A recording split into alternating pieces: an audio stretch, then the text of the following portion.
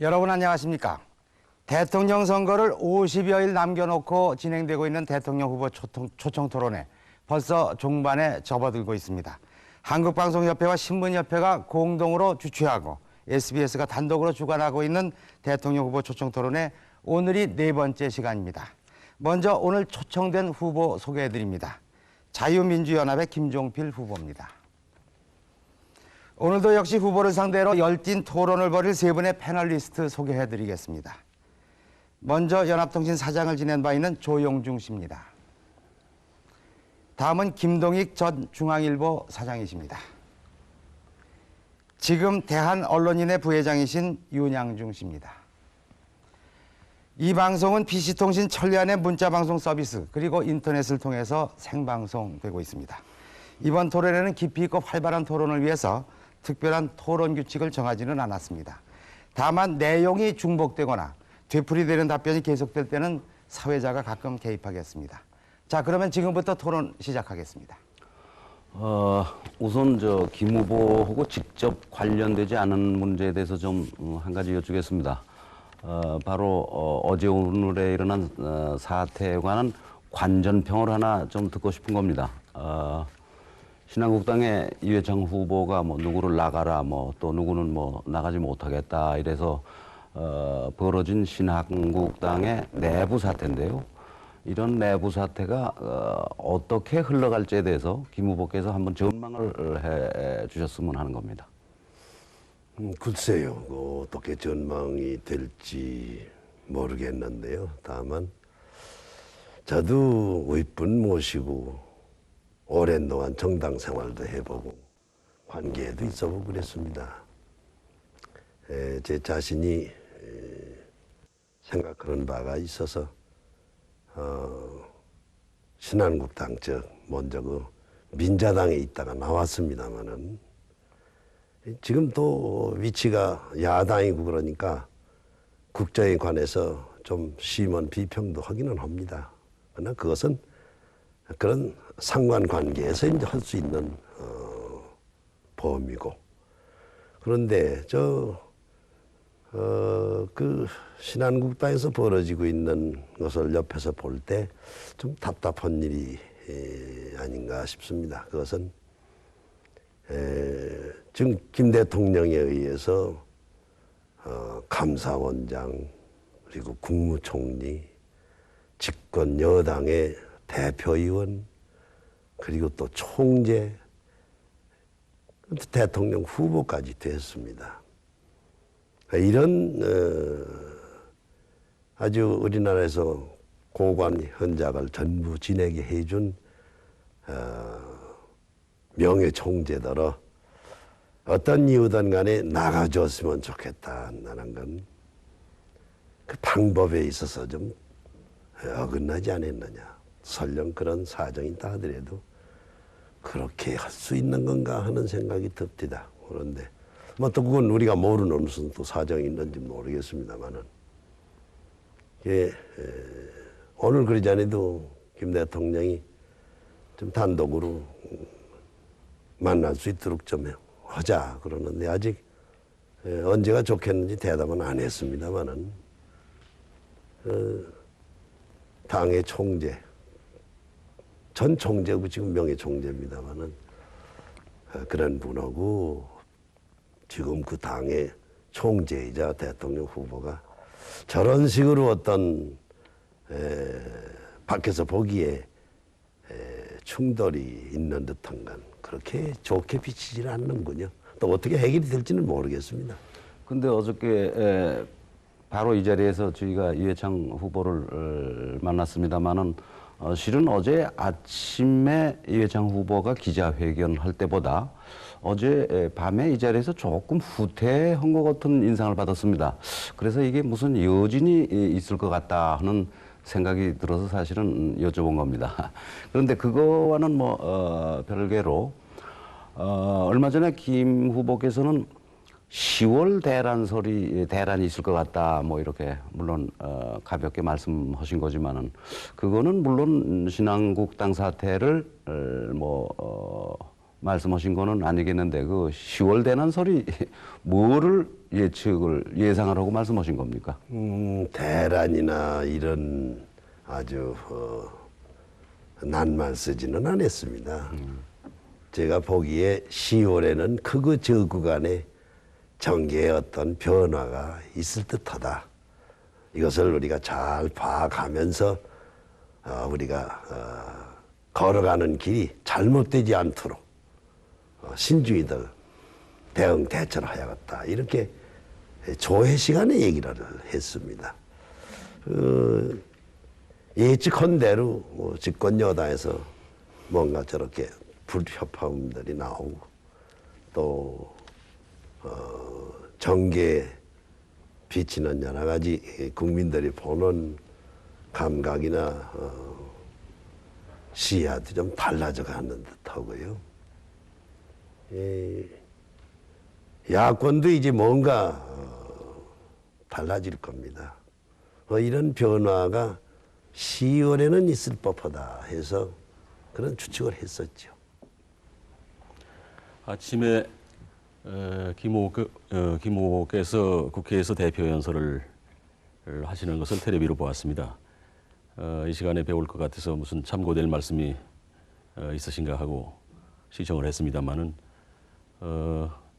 신한국당과 국민회의의 정쟁을 즉각 중단하라고 말씀을 하시면서도 정작 많은 국민들이 궁금하게 생각하는 자밀련과 국민회의 간의 후보 단일화 협상, 이 뭐 한 달 전부터 초읽기에 들어갔다고 매스컴은 전하고 있습니다만은 거기에 대해서는 전혀 언급이 안 계셔서 궁금증을 더하고 있는데요. 한쪽에서는 김 후보 특유의 여유를 가지고 느긋하게 뜸을 들이고 계신 게 아닌가 하는 이런 시각도 있고 등거리 전략이다 이런 또 해석도 있는 것 같습니다만 어떻게 되는 겁니까? 원래 언론이 너무 앞질러서 문제들을 열어놓고 하는 바람에 그 언론 따라가지 못한 경우들이 많습니다. 아직도 양당 간에서 얘기들이 진행되고 있는 과정인데 이것을 이렇다 저렇다 미리 당의 책임자가 얘기한다는 것도 적합지 않다 싶어서 대표연설에서는 일체 언급을 안 했습니다. 이제 많은 그 문제점에 접근들이 이루어져 가고 있습니다. 그리 멀지 않은 시일 내에 어느 결론에 도달되지 않겠나 좀 그렇게 전망을 합니다만 그렇다고 해서 그 지금 진행되고 있는 것을 속속들이 얘기할 수 있는 단계는 아니기 때문에 그래서 오늘 안 했습니다. 지금 소용돌이치는 전국의 추위 여하에 따라서는 내달에 지금 막바지에 다다르고 있는 그 협상의 추이와는 다른 어떤 독자적인 결심이나 이런 여지도 가능성도 배제하지는 않으시는가요? 뭐 어떤 가능성도 늘 누구든 지니고 있는 거니까 아주 외골수로 뭘 끌고 간다는 것은 이제 정치적인 면에서 그리 바람직하지는 않다고 봅니다. 극히 합리적이면서 생산적이어야 된다. 그런 기준에서 선택하고 결심하고 하는 것이 바람직하다 하는 그런 차원에서 저는 생각을 하고 있으니까요. 지금 실무적으로는 상당히 진전이 있다는 말씀을 하셨는데 한 발 물러서서 생각을 하면은 국민회의 또는 정치인 김대중 씨하고 김 후보하고의 관계라고 하는 것은 세상이 다 아는 대로 한때는 참 상극 관계에 있었기도 했었고 그런데 무엇을 위한 연대냐 물론 내각 책임제라고 말씀을 하시겠지만은 그런 제도 하나만을 위해서 국민회의하고 그런 이 협상을 하고 계신다고 봐도 좋습니까? 제도도 있지만은 또 하나는 이 내각 책임제 자체가 갖는 메리트가 뭐가 있느냐 하면은 정강 정책이 좀 다르더라도 필요할 때는 연립이 가능합니다. 이 민주주의적인 그런 정치 영위에 있어서는 저희도 이제 외골수로 그렇게 가는 것보다는 연립하면서 양당 혹은 각자 가지고 있는 정치적인 그런 어떤 정책이 있다 하더라도 이것을 절충해서 더 나은 정책으로 만들 수도 있는 거고, 또 아주 극단적으로 대립했던 거라 하더라도 절충 여하에 따라서는 거기에서 서로 조화될 수 있는 그런 메리트가 있기 때문에 내각 책임제를 추구하고 있는 저희로서는 일단 그런 지금 아주 극단적으로 상극적인 상관관계라고 그러셨는데 그건 뭐 상극 정도는 아니고요. 이제까지 그 양측에서 서로 그 주장들을 해온 건 사실이지만 아주 공존하기 어려운 그런 대상들은 아니었으니까 여기서 우리도 그런 면에서 의회 민주주의를 하는데 연립하는 그런 메리트를 한번 살리는 면에서도 한번 해보자. 그런 생각이 있습니다. 네, 그건 주로 제도에 대해서 역점을 두시고 말씀을 하시는데 저는 오히려 제도의 문제는 지금 말씀하신 대로 설사 상극적인 관계에 있었다 하더라도 연립이 가능하지만 가령 정치의 행태라든지 그동안에 쭉 걸어오신 과정이라든지 하는 것을 볼 적에 국민회의 또는 김대중 후보와는 여러 가지 의미에서 상극 관계가 아니냐 이렇게 생각을 하는 겁니다만은. 그런 점이 없지 않아 있어 왔지요. 그렇지만은 여기에서 조화되지 못할 만큼 아주 극단적인 건 아니라고 봅니다. 왜냐하면 국민회의 자체가 아주 상당히 접근해 와 있습니다. 또 그동안에 변모도 했고 내용적으로 변화도 있습니다. 이런 것은 인정을 하자고 저들은 생각을 합니다. 국민회의 쪽은 그렇다 하더라도 김 후보 입장에서 볼 것 같으면은 지금 국회의 의석수라든지 여러 가지 그런 것으로 봐서 김 후보의 그 어떤 입지를 강화하기 위해서 국민회의와 그런 협상을 벌리는 것으로 그렇게 봐도 좋을런지 모르겠습니다. 입지를 좀 넓힌다 하는 그런 뜻이 없을 수는 없지요. 저희 당이 지향하는 것은 내각 책임제를 꼭 해야 되겠다. 21세기는 이 제도가 우리나라에서 국회 정치의 중심이 되는 그런 의회 민주주의로 열어나갔으면 하는 것이 바람직하고 그걸 구현하기 위해서 최선 다하겠다 하고 창당을 했습니다. 그런데 저희 당이 좀 약합니다. 그래서 제가 내각제를 같이 하자고 하는 어떤 사람이나 어떤 정당이나 어떤 개인이나 단체나 같이 협력해서 구현을 위해서 최선의 노력을 다 함께 하겠다. 그렇게 얘기했습니다. 이 공산주의자들하고는 못하겠다 하는 걸 단서를 붙였지만은요. 그런데 이것을 받아들여서 같이 하자고 한 게 국민회의입니다. 물론 국민회의가 지금 77석에 저희가 45석입니다만 합해도 과반수는 미달입니다. 그러나 그렇게 해서 이번에 대통령 선거에서 양당에서 단일 후보를 내서 대통령으로 선출된다고 한다면 15대 국회 임기 내에 대통령이 선두에 서서 그 원내 동조 세력을 규합할 수가 있다고 저들은 봅니다. 그렇기 때문에 이건 충분히 가능하다. 또 그동안에 그렇게 아주 조직적으로 국민들한테 설득이나 설명을 한 바는 없지만은 국민들한테 물어본 결과는 대체로 반수 이상이 이제 제도 바꿔야 되겠다는 답들이 나와 있고 하니까 또 저희가 접촉하고 있는 여당 측의 의원들도 내심 내각 책임제를 선호하는 의원들이 상당히 있습니다. 이런 경우 대통령이 선대에 나서서 국가의 내일을 우리 한번 새로운 차원에서 열어나가자 할 경우 규합될 수 있는 마인드들이 있다고 봅니다. 그래서 그렇게 불가능하지 않으니 해보자. 이렇게 된 거죠.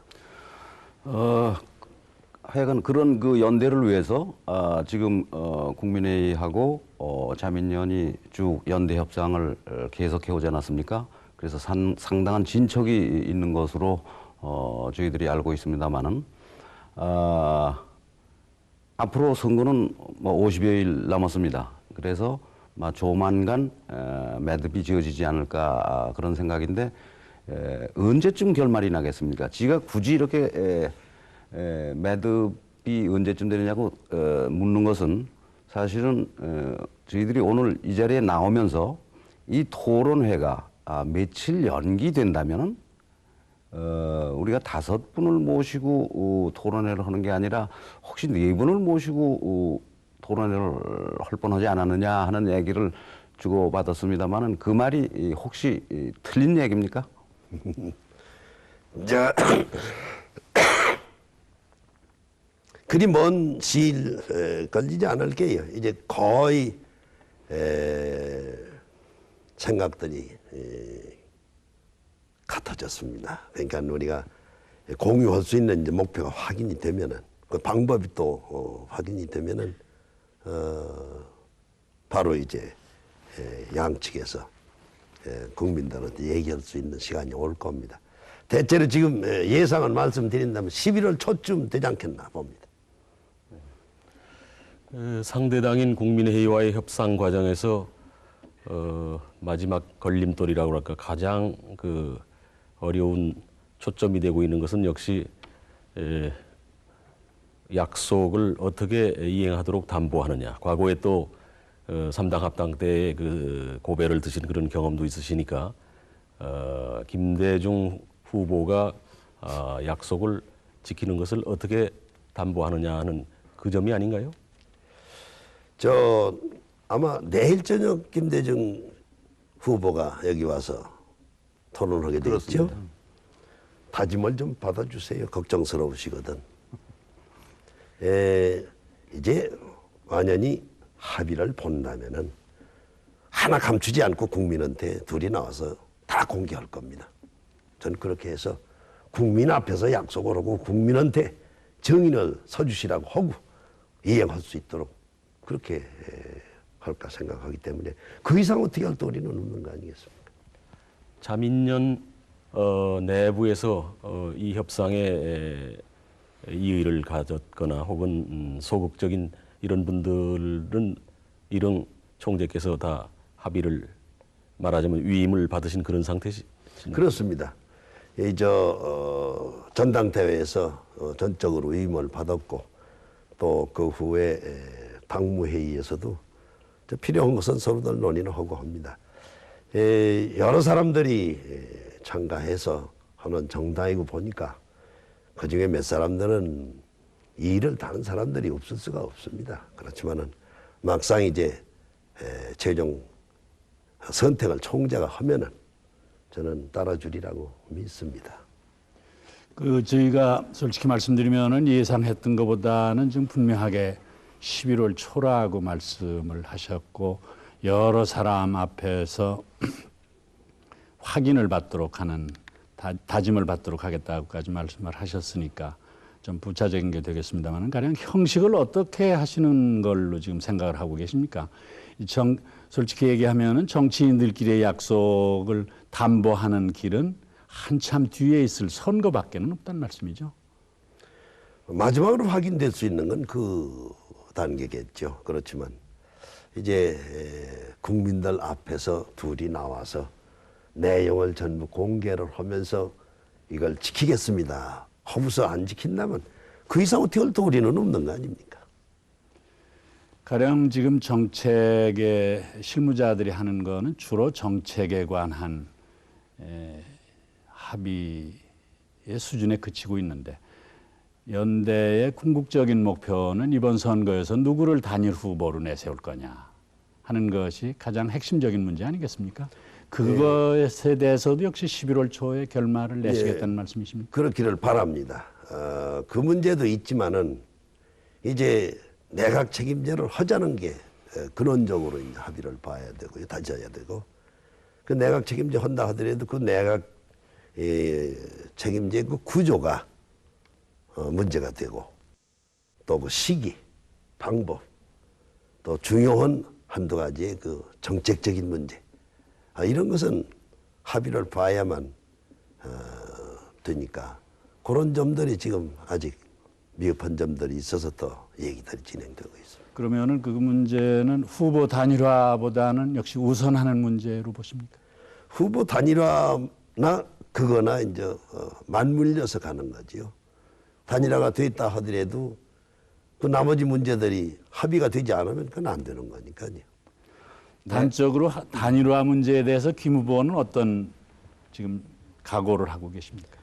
저는 어떤 면이든 각오를 하고 있습니다. 가든 부든 간에 제가 이렇게 놓겠다 하는 것은 내각 책임제 이렇게 놓겠다는 것이 목적입니다. 이것이 제가 정계를 떠나기 전에 이 틀을 만들어 놓고 다음 사람들이 이 틀을 가지고서 국정의 중심이 청와대가 아니라 국회가 중심이 되는 그런 틀 가지고서들 의회 민주주의를 열어나가기 가는 것을 확인을 하면 저는 그동안에 정계 몸담았던 것을 매듭질 수 있다고 생각하는 사람이기 때문에 대통령이 된다 하는 것도 다르게 얘기하면 하나의 수단이 될 수도 있는 겁니다. 제 차원에서는 그렇습니다. 내각제를 위한 김 후보의 본격적인 노력은 사실은 이번이 두 번째입니다. 지난번 3당 합당할 때도 내각제 개헌을 합의를 하셨었습니다. 그런데 그것이 이제 휘지로 돌아가면서 김 후보의 그런 노력이 수포로 돌아갔습니다. 이번 그 노력은 뭐 수포로 돌아가지 않으리라고 믿고 물론 추진하고 계시겠지만은 그 수포로 돌아가지 않기 위한 확신을 보장하기 위해서 뭐 질문이 중복됩니다만 다 합의가 됐는데 그 확신을 다시 확인하기 위해서 지금 이렇게 혹시 시간이 끌어지는 건 아닙니까? 아니 그 몇 가지 좀 남아 있어요. 그건 더 확인을 해야 되고 그리고 이제 누가 단일 후보로 나가느냐 하는 것은 마지막에 둘이 만나서 둘이 결정할 겁니다. 그러니까 거기까지 가는 데는 이제 여타 것은 합의를 봐놔야 되니까 그 진행 중에 있습니다. 그 몇 가지 문제라는 것이 어떤 것인지 이 자리에서 좀 밝히실 수는 없습니까? 가령 예를 들어서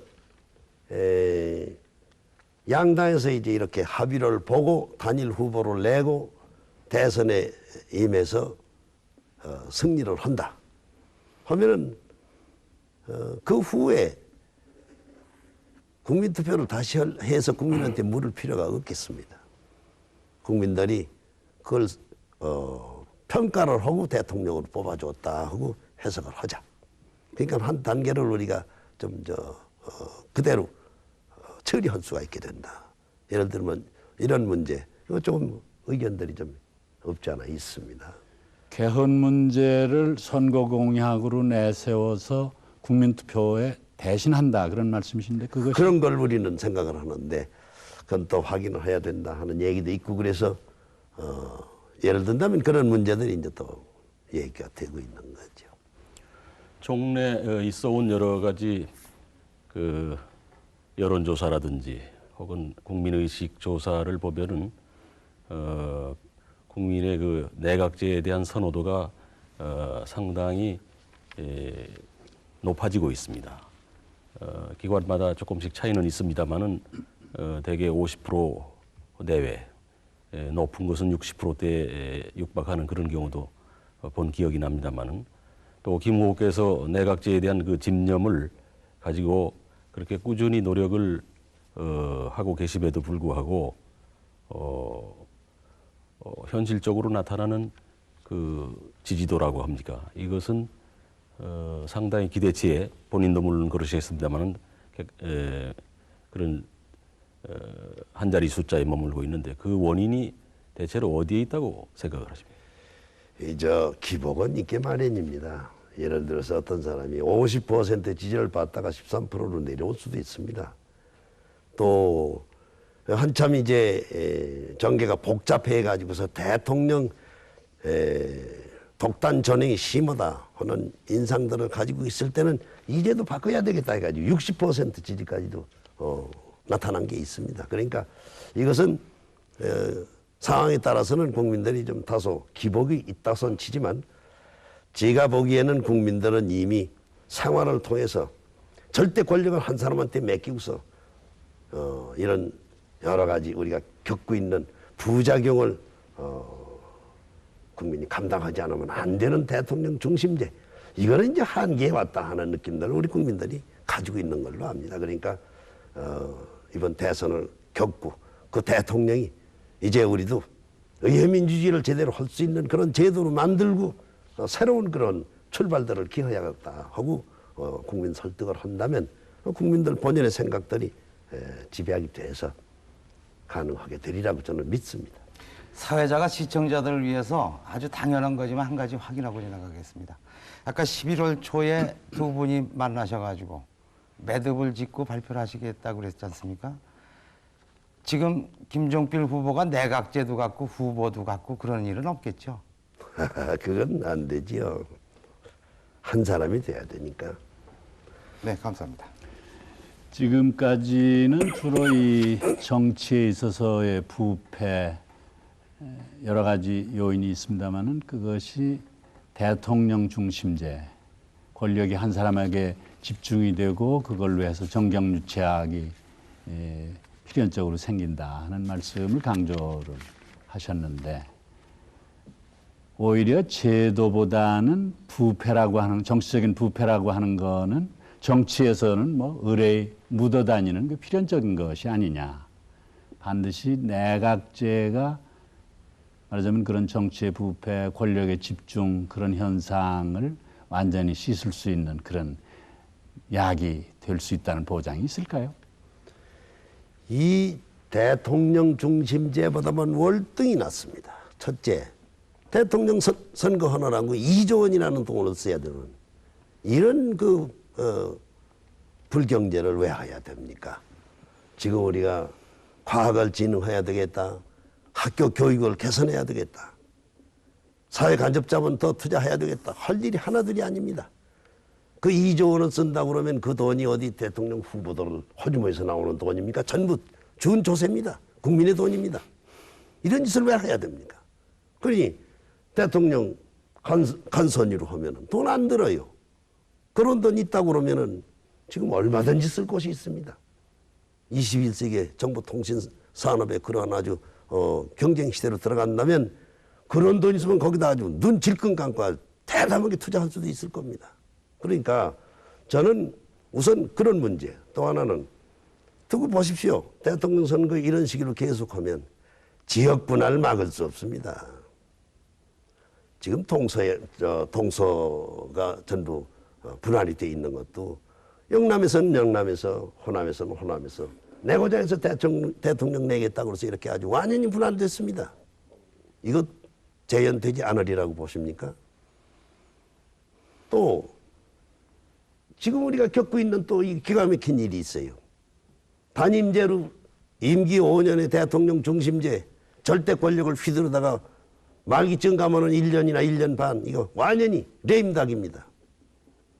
지도력 상신의 기간입니다. 지금 우리나라에 지금 지도력이 어디 있습니까?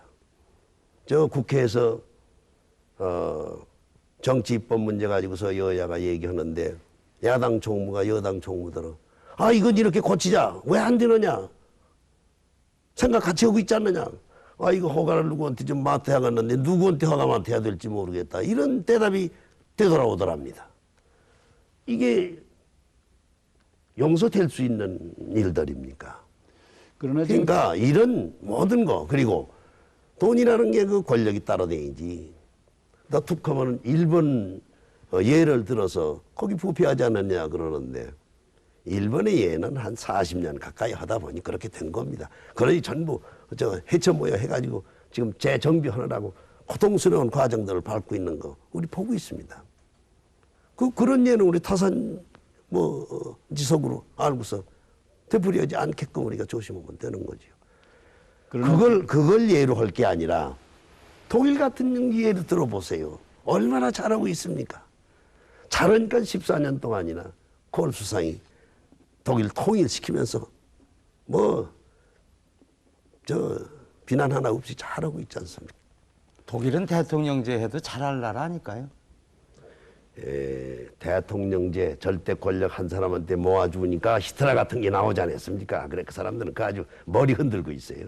그래서 그 안 될 겁니다. 그런데 지금 우리가 대통령제를 현재 하고 있는 것은 6.29 선언 전후 관계를 생각을 하면은 참 명백해지는데 4.19 때까지, 4.19나 5.16 때까지를 거슬러 올라가지 않더라도 그런 연원이 있는 데다가 또 이 권력의 집중 현상이라고 하는 것이 꼭 무슨 제도 때문만이겠느냐. 사람이 더 중요한 구실을 한 것이 아니냐 하는 점에 대해서는 어떻게 생각하세요? 그건 상호 규정이 교작용을 하는 거라고 봅니다. 사람 그리고 제도. 제가 권력 주변에서는 아마 제일 오래 있는 사람일 겁니다. 다 봤습니다. 권력의 속성이라는 게 뭔지를 저는 누구보다도 보고 느끼고 뼈저리게 이거 안 되겠다 하는 걸 가지고 있는 사람입니다. 권력을 쥐면은 사람 변합니다. 권력의 속성이라는 게 어디 남한테 놀아줍니까? 자기 혼자 쥐지요. 그런데도 지금 여당에서 하는 얘기는 총리한테 상당한 권력을 분양해 주자. 그리고 권력을 좀 논아갖고 할 수 있지 않느냐 하는데 찬만해요. 부자간에도 노는 수 없는 게 권력 아닙니까? 제가 한뿌리 미국의 부통령한테 직접 들은 얘기입니다. 런닝메이트로 같이 출마하자 할 때는 당신은 외교 전문가니까 내 옆에서 외교 문제는 당신한테 다 맡길 테니 부탁한다. 같이 뛰자. 그래서 부통령으로 대통령으로 존슨 씨하고 당선이 됐는데 얼마 안 가서 오라고 그러더니 내가 하라는 거 이외에 너 설치부도로 내지 마. 해서 4년 동안 아무것도 못했다고 그래요. 직접 들었으니까. 이런 게 권력이라고 저는 봅니다. 그렇기 때문에 지금 거기에서 좀 논하자든지 분배하자든지 분할하자든지 그런 필요가 있기 때문에 얘기를 하지만 그렇게 해서 떼음질해서는 안 된다고 봅니다. 그래서 아주 대담하게 권력을 그렇게 해서 분점해가지고 상권이 아주 명백하게 각기 권위를 가지고서 자기 분야에서 일할 수 있는 그런 제도로 바꾸는 것이 현명하지 않느냐. 저 사회자가 개입을 안 하겠다고 말씀을 드렸는데 계속 그 약속은 지키겠습니다. 그런데 비유가 하나 좀 의문 가는 거 있어서 아까 예. 독일의 같은 경우에는 현대 독일을 말씀드린 거지 히틀러 시대 때 얘기를 한 건 아닙니다. 아까 대통령 선거 때 돈이 많이 든다고 하시면서 대통령 선거에도 2조 원 든다고 그러셨고요. 지역 분할 구도가 심화된다고 말씀하셨는데 그게 92년 선거 때 예, 그렇습니다. 얘기죠. 근데 이번에 대통령 선거는 2조 원이라는 돈이 들기도 없고 이 텔레비전을 통한 미디어 선거가 지금 주류를 이루고 있기 때문에 아까 그 비유는 조금 잘못되시지 않았나? 아니요, 그건 그때 그런 돈을 쓰지 않으면 대통령 선거가 이루어지지 못했을 거다 하는 걸 그러니까 예를 들어서 대통령제도 얘기한 거고. 선거제도만 네. 개선이 되면은 이번에도요. 예. 이번에도 적지 않은 돈 쓰지 않을 수가 없을 겁니다. 저희는 돈 없어요. 법정 경비조차도 쓸 수 없을 겁니다만은 네. 이제 국가에서 보조해 주는 거 이해밖에 안 되겠지만 이것도 이제 단일 후보 여하에 따라서는 그것도 이제 받느냐 못 받느냐 이렇게 되겠지만은 어쨌든 92년보다는 적게 들을 것은 저도 예상을 합니다. 그러나 감춰진 거 보통 많은 거 쓰지 않을 겁니다.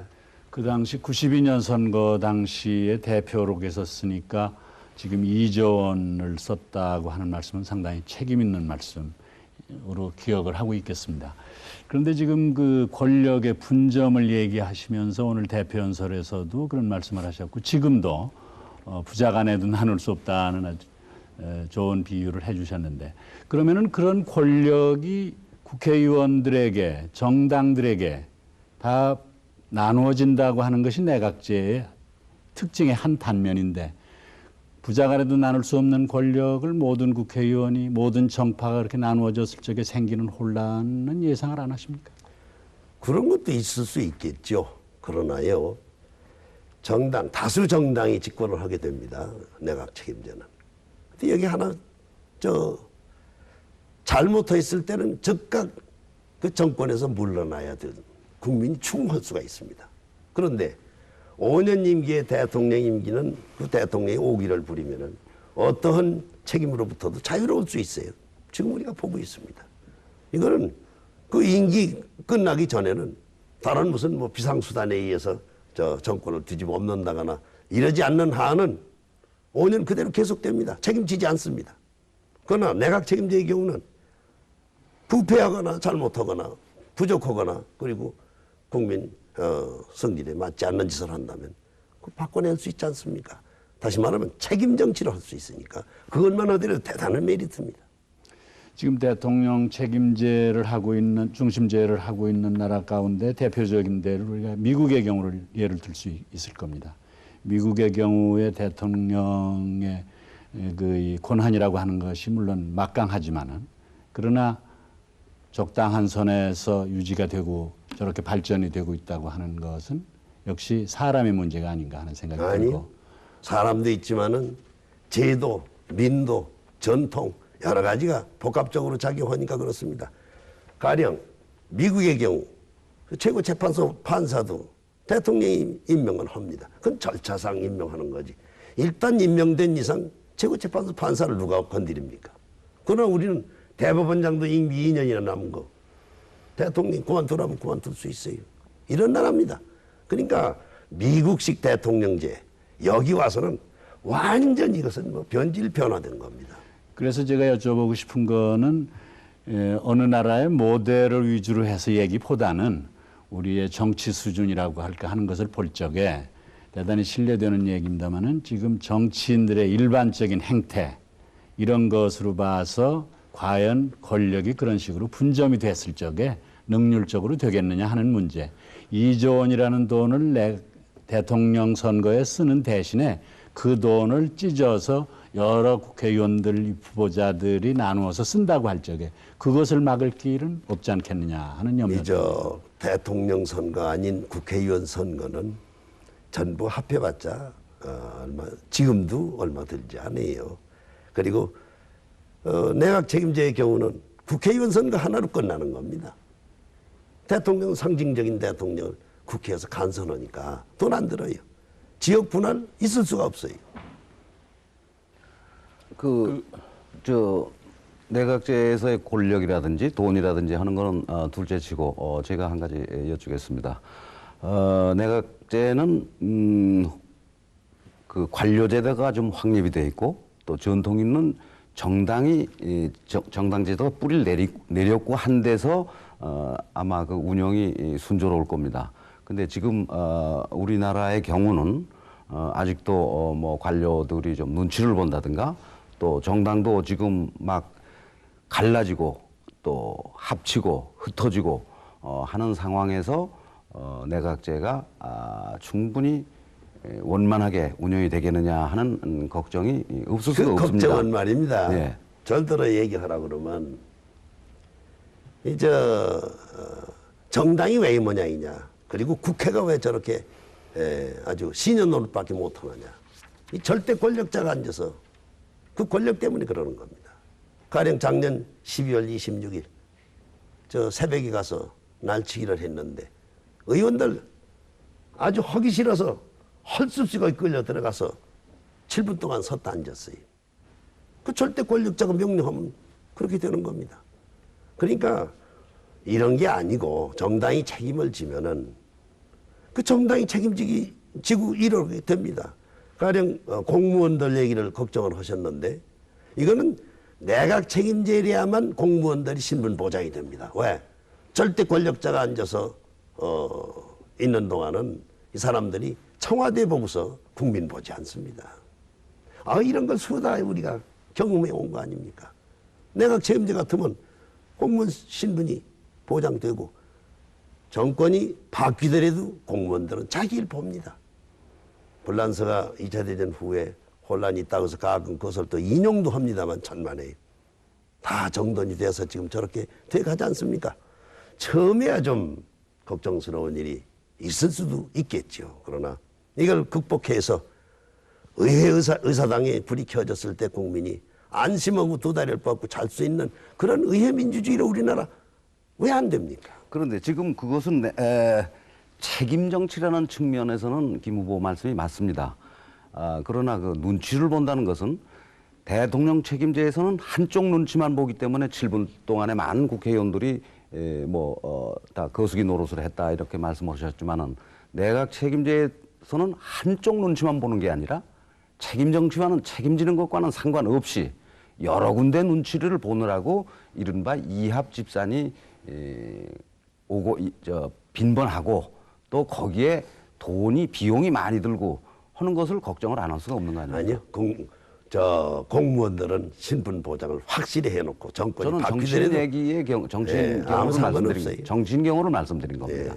국가의 그 리더십에 있어서 지금 후보께서는 내각제의 메리트를 강조하시는데 가령 단순히 그 리더십의 효율성만을 놓고 본다면은 박 대통령이 통치한 18년의 그 국가 리더십은 부패나 정경유착과는 결과론입니다만은 인연이 먼 그런 상태에서 효율적으로 발휘 됐다고는 생각지 않으십니까? 그것은 이제 그 시대 여러 가지 국가적인 상황들을 놓고 이제 비교해 봐야죠. 당시는 모처럼 참 박 대통령 같은 지도자를 만난 우리 국민들이 그분을 믿고 같이 뛰었습니다. 60년대 식량 해결하고 70년대 수출 입국을 하느라고 산업화를 하는데 열심히 뛰었습니다. 그 믿고 이끌고 또 더불어서 뛰는 그런 과정이었습니다. 그러니까 그때하고는 지금 비교가 안 돼요. 지금은 이제 어느 정도 여유가 생기고 또 자기 몫을 챙기려고 하는 그런 성향들이 생기고 그리고 그때보다는 절박감이 없으니까 여러 가지 더 얘기하고 느끼고 요구하고 행동할 수 있는 그런 이제 시대로 들어왔으니까 이제 리더십도 이제 바뀌어야 되죠. 그런데 그때는 뭐 다른 거 여유가 없었습니다. 우리도 한번 잘 살아보자 하는 걸로 해서 지금과 같은 사회적인 부작용이라는 건 나올 계제가 못 됐었죠. 그럼 내각 책임제에서의 그 국가의 정책의 그 기본 정책의 안정성, 통합성, 그다음에 계속성 이런 거는 역시 좀 문제가 되지 않겠습니까? 대통령 책임제에 비해서. 장단이 없지 않아 있기는 있습니다. 그러나 긴 안목으로 보고 우리가 이제 자꾸 민도 높아지고 생각하는 게 이제 고도화가 되고 사회의 그런 이제 그 인식들이 바뀌고 그리고 더불어서 이제 영위해 가자는 그런 그 민주적인 그런 생활이 체질화되고 토양화될 때 난 극복해 갈 수 있다고 봅니다. 만날 걱정해서 뭐 하나나 뭐 개혁하지 못한다면 그거 뭐 안질병이지 뭡니까? 뭐 걱정할 거는 좀 걱정해야 될 것 같아서 말씀드린 겁니다. 그러나 하여튼 부득이하게 옛날 얘기를 회상을 하지 않을 수 없는데요. 가령 5.16 후에 김 후보가 깊이 관여를 해서 주도적인 역할을 하신 그 공화당의 창당 과정, 공화당이 이념으로 내세웠던 그 정책적인 목표 그런 것의 그 실현 과정을 보는 데서 생각을 해본다면은 가령 이 단적으로 정당의 이원 조직, 사무 조직을 그때 창시를 하셨습니다만은 그런 걸로 해서 그것이 정치 비용을 높이고 따라서 정경유착에 길을 터놓고 그런 그 정치의 비능률, 고비용 그런 것은 역시 이 공화당이 원죄를 지었다 이렇게 해석할 수도 있는 면이 있지 않습니까? 지금 와서 이제 당시의 논리를 가지고 비평을 한다면은 뭐 한량 없는 거고 물론 이제 그런 지금 지적하신 것이 상당히 우리 정치에 고쳐야 할 점으로 이제 부각이 되니까 그래서 저희들이 이제 내각 책임제로 하면서 여기에 부수되는 일체의 그 정적인 제도 면에서 아주 대담하게 고치자 이렇게 주장도 하고 있는데요. 사실 그동안에 공과가 있습니다. 이 정당 조직에. 뭐 제가 이런 조직을 처음 만들어서 다른 뭐 야당들도 그대로 그걸 직수입해다가들 그런 정당으로들 만들어서 운영을 해 왔습니다만은 그러나 이제 지구당 여러 가지 면에서 고쳐야 될 점들이 많이 있습니다. 그 고비용을 고치고 저비용 고효율을 내려면 전부 고쳐야 할 그런 약점들도 많이 가지고 있습니다. 그러니까 그 고쳐야 된다고 하는 점은 정치적인 목표로서는 참 듣기가 좋습니다만은 이미 모든 사람이 정당에 참여하는 사람들도 그렇고 국민들도 그렇고 지구당은 의뢰 있어야 되는 거고 그것이 선거철만이 아니라 1년 내내 운영이 돼야 되고 거기에서 월급을 받으면서 일하는 사무당원이 있어야 되고 하는 체제에 이미 익숙해져 있습니다. 그것을 고친다고 하는 거는 1, 2년 사이에 되지는 않을 테고 결과적으로는 잘못하면 다시 새로운 실업자를 양산하는 그런 결과가 될 겁니다. 그렇기 실제 때문에 월급 주고 있는 사람들은 3명 정도니까요. 그렇게 많지도 않습니다. 다만 이제 운영을 해오다 보니까 여기도 좀 손을 써야 되겠다. 저기도 좀 손 써야 되겠다 해서 고비용이라는 그런 얘기가 나옵니다만은 이제 평상시에는 연락사무소 정도로 하고 선거 때 가서 선거 조직으로 해서 선거 끝나면 또 원상으로 복귀되고 다른 선진국도 그렇게 하고 있으니까 그런 식으로 바꾼다면 그렇게 부작용이 날 이유도 없습니다. 예, 제가 좀 다른 거 하나 질문을 하겠습니다. 이번 선거를 맞이하면서 그 상김청산이라는 얘기가 많이 나오고 있습니다. 아마 상김청산이라고 그러면 김 후보께서는 아마 조금 듣기를 싫어하실 겁니다. 제 짐작이 그렇습니다만은 어쨌거나 청산 대상으로 거론되는 이 삼김 정치 이것이 공공연히 거론되는 것으로 보면은 이 삼김 정치에도라는 거에도 뭔가 반성을 하고 고쳐야 될 점이 있는 것 같다라고 혹시 생각을 안 하십니까? 뭐 고쳐야 될 점이야 누구나 뭐 다 가지고 있는 거고 그런 것을 삼김 이제 정계에서 좀 물러나야 되겠다 하고 주장하는 사람들 있으니까 그 들으면 또 가만히 있어라 무엇을 지적을 하고 있는 거냐 하는 거 돌이켜보는 거야 당연하지요. 그런데 저는 그런 것을 정치적인 그런 하나의 그 이슈화하는 거, 그 자유겠죠. 선거 때니까 뭔가 공격을 하고 공격 대상이 이제 있어야 이제 공격을 할 수 있으니까 그렇게 되겠죠. 그러나 이거는 원칙적으로 따져볼 때 국민한테 맡기는 거지. 이 부부 한 사람이 공격하기 위해서 얘기한다고 그래서 아주 정당한 주장이다 이렇게 볼 수는 없다고 봅니다.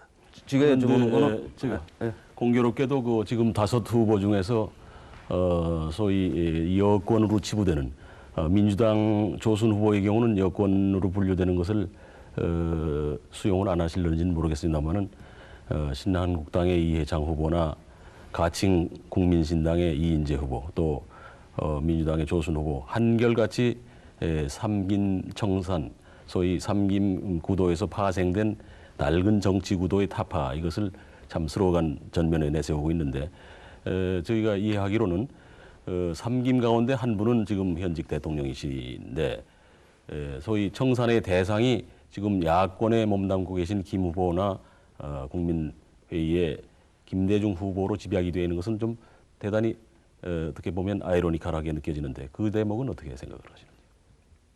저 낡은 정치 구도라고 그러면서 그 대통령 제도 아주 한계에 온 그 제도 그대로 하면서 욕심 부리려고 하면서 공격하기 위해서 이기민이 상기민이 하는데 그거야 공격으로 얼마 삼더라도 상관없습니다. 그러나 새로운 틀 운운하는데 그건 말이 안 되는 사람들. 그 사람들이 지금 한시절 다 이제 한계에 이르는 대통령 중심제 그대로 하자고 그러면서 뭐 낡은 틀이 어디 있는 겁니까? 그 낡은 틀은 그 사람들이 지금 하자는 거고 우리는 새 장을 열어서 이제 국민을 위한 국민 스스로의 의회민주 정치하는 그런 틀로 바꾸자고 그런 거니까 월등히 잠시는 생각 가지고 새 정치하자는 건데 틀리죠. 다른 것으로 넘어가겠습니다. 국민회의와 자민련 간의 그 연합 협상 과정에서 보도되기로는 강요의 배분도 50대 50으로 한다. 이런 문제가 제기되고 있는 것 같은데 그 경우 가령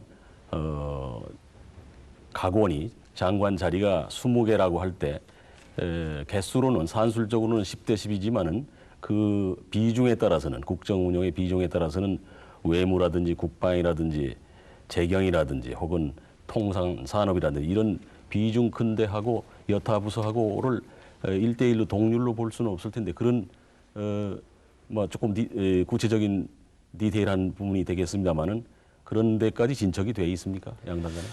누가 그런 얘기를 내놨는지는 모릅니다만 뭐 입이 많으니까 단일 후보로 세워서 후보로 된 당은 조금 좀 양보를 하는 게 좋지 않느냐 하는 식의 개인적인 어떤 희망을 얘기한 게 있는지는 모릅니다만 지금 양당 간에 정식으로 지금 교섭하고 있는 그런 대표 간의 얘기 중에서는 그런 거 나온 일이 없습니다. 또 그런 거 저희가 주장하지도 않고요. 국회의원의 공천이나 혹은 광역자치단체장의 경우도 마찬가지인가요? 그런 것은 이제 너무 편중된다거나 편차가 있다거나 하는 것만은 바람직하지 않으니까 비례에 따라서 아주 공정하게 하자 하는 정도는 얘기가 되고 있겠죠. 그러나 무슨 직을 내놔라 말아라 그런 것은 얘기 나온 일이 없습니다. 나온 일은 없지만은 앞으로 그런 얘기가 안 나오면은 의미가 없는 거 아닙니까? 왜 의미가 없습니까? 분명한 것은 대통령을 가령 저희가 만난다면 국민회의에서 총리 맡을 겁니다. 또 내각 책임자를 전제로 하면서 헌법화해서 그런 것을 미리 이제 있는 대로 최대한으로 활용을 하면서 가자는 얘기니까 국무총리가 조각을 할 겁니다. 거기에 이제 대통령 들은 사람이 이것은 이랬으면 좋겠다든지 하는 얘기 상의는 얼마든지 할 수 있는 거니까. 그래서 그런 건 그렇게 걱정할 거 없다고 봅니다. 뭐 전 걱정보다도 궁금해서 그렇습니다만 예. 그 일본의 경우라든지 뭐 아까 예로 드신 독일의 경우라든지 내각제를 하면서 그건 아주 왕성한 정치 협상의 아주 가장 중요한 쟁점이라 말씀이죠. 그럴 경우에 그 좋은 자리 좀 속된 표현입니다만은 그런 자리 중요한 자리를 맡는 것은 역시 정치력에 비례하는 것이 아니냐. 정치력이라는 게 뭐냐? 숫자일 거란 말이죠. 의석수. 그런 데서 분란이 일어날 수 있지 않습니까? 이제 대통령 선거 끝나면 이제 그런 현실적인 문제들을 더 이제 얘기를 하겠지만은요. 지금 저희가 생각하고 있는 것은 물론 이제 그런 문제 부닥치겠죠. 그러나 지금 그런 얘기를 생각하고 있는 건 당장 무슨 나눠먹기 위해서 이것들 이런다 이런 식으로 다 이제 활자가 나오고 그럴 텐데 그거 우리가 원하지 않는 겁니다. 그래서 지금 그런 얘기를 일체 내놓지는 않고 있습니다. 그런데 김총재께서 우리 당이 대통령을 하면은 국민회의가 총리를 해서 그 총리가 조각을 하게 된다 이렇게 말씀을 하셨습니다. 대충 정권이 바뀌면은 중요한 요직이 바뀌어야 될 요직이 뭐 800 최소한도 800개라고도 그러고 혹은 뭐 한 2,000 몇백 개쯤 된다 뭐 이런 얘기를 합니다. 근데 지금 대통령직과 총리직을 분담하고 나눈다고 말씀하셨는데 이거는 사실은 앞으로 800개 혹은 2,3천 개의 그 지위를 나누어 갖는 거하고 마찬가지입니다. 결국 나누게 될 겁니다. 그게 아까 김 총재께서는 권력의 속성으로 봐서 그건 뭐 부자 간에도 그건 참 이 분점이 안 된다 이랬는데 이 내각 책임제에서 특히 두 당이 연대해서 집권했을 때는 이것은 철저한 권력의 분전 아닙니까 이거는? 우리가 지금 지향하고 있는 것은 공동 집권입니다. 공동 집권이기 때문에 거기에 자연히 이제 어떤 양당 간의 이제 한계라는 게 있겠죠. 이것은 이제 그 다음에 최종 목표인 내각 책임제를 하기 위해서 거의 지장을 주어서는 안 되니까 상호 아주 극히 합리적인 그런 합의하에서 거기까지 끌고 가야 되니까 뭐 그렇게 심각하게 걱정할 건 없다고 저는 봐요. 그러나 현실적으로 그 우리보다 선진국인 그 프랑스 같은 데에서 그 동고 정부의 실험이 있지 않았습니까? 그것이 그 경우와 비교할 때 우리는 조금 시기상조하다 이런 느낌은 안 가지는지 모르겠어요. 저는 시상조하다고 보지는 않습니다. 가령 예를 들어서 일본의 경우 정당이 없었어요. 전쟁 후에 마카사의 그런 지도도 있겠었지만은 일본 사람들 그 초기에 혼란이 좀 있었지만은 좌우익이 논하져 가지고 그러나 정당을 만들어서 결국 일본 사람들 다운 그런 내각 책임제 그대로 하면서 오늘의 일본을 만들지 않았습니까? 뭐 그런 전후에 아주 어려운 상황 하에서도 정당이 없던 일본이 그렇게 소화해낸 걸 우리 봅니다. 우리가 왜 그 사람들보다 못해서 만날 혼란만 겪습니까? 된다고 봅니다. 공동 집권이라는 말씀을 하셨는데 그는 지금까지 얘기가 되는 연대라는 또는 연합이라는 거하고는 전혀 다른 개념이라고 얼핏 들리는데 그런 식으로 생각을 하신다면은 차라리 이런 기회에 합당을 하실 의향은 없으십니까? 안 되죠. 내각 책임제 메리트가 정당한 정당대로 있는 겁니다. 지금 생각하시는 건 아직도 종래 가지고 있는 의식 구조에서 이제 그냥 그런 문제를 제기하시는 것 같은데 정당한 정당대로 있는 겁니다. 있고 필요로 한 부분 서로 연립하면서 혹은 조절을 하면서 더 나은 정책들을 안출해 가지고서 협력하면서 국정력을 갈 수 있지 않습니까? 예를 들어서 일본의 경우 40년 가까이 극도로 싸움을 해오던 자민당하고 사회당하고 한때 연립을 했습니다. 그래가지고 성과가 뭐냐?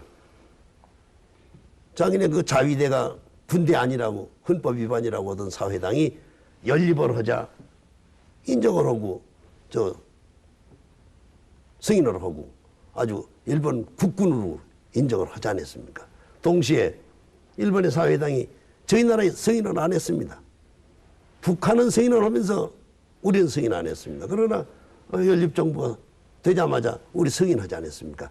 이러한 변화도 있는 겁니다. 그러니까 지금 김 후보께서 아마 질문을 조금 오해를 아니야. 그래서 제가 합당을 하는 건 안 됩니다. 그런 거 생각지도 안 해요. 네. 자민련은 자민련이에요.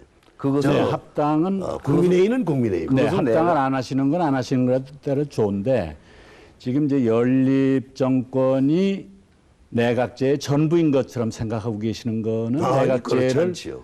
그렇지 하나의 형태를 얘기하는 네, 그렇지 않습니다. 내각제라고 해서 전부 정권의 연립을 말하는 것은 아니란 말씀이죠. 그럼요. 그렇다고 할 것 같으면은 모질할 때 연립을 하는 거죠. 물론이죠. 네, 저도 그거는 충분히 이해를 하고 있습니다. 그렇기 때문에 가령 국론의 분열이라든지 하는 것을 지금 얘기할 필요는 없다. 저는 그렇게 생각을 하는 겁니다. 양당 그 합의 가운데 최근 들어서 국민회의가 순수 내각제를 받아들인 것으로 보도가 되고 있습니다. 그렇게 된다고 할 것 같으면은 15대 국회 말에 개헌을 통해서 새로운 내각 책임제 정부를 출범시키는데 그 경우에 15대 대통령은 사임을 하게 되는 것입니까? 임기 중반에? 이제 지금 아직 거기까지는 아직 도달하지를 못했습니다만 2년 한 3, 4개월 남습니다. 15대 국회 임기가.